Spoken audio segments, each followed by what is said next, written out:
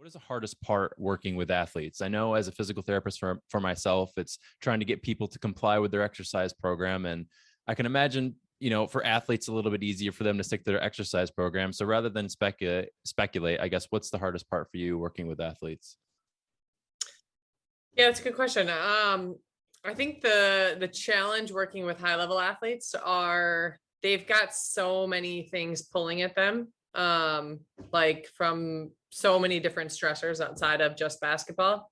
And it's oftentimes like it's their life. And so adding additional work, quote unquote, to their routine can be a challenge. So like getting buy-in takes a lot for most guys. I'd say even in the higher level guys, I think even more so because again, they've got everything at their fingertips and they've got so many people in their ear that like the buy-in with them becomes even more important. And so I think getting them to comply is probably the hardest part.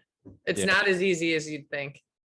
really. That's really surprising. I think you'd think that they'd be like, listen, I got to get better. Like, this is the only thing that's important to me. How do I get better? But it's not the case.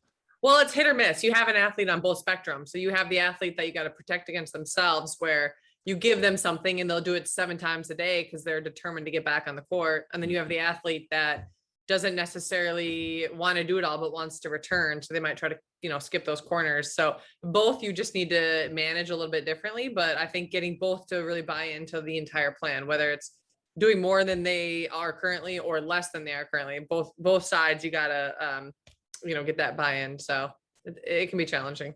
Well, it seems like you're dealing more with personality at that point rather than actually like the idea of like rehabilitation Yes. There's a and component of that.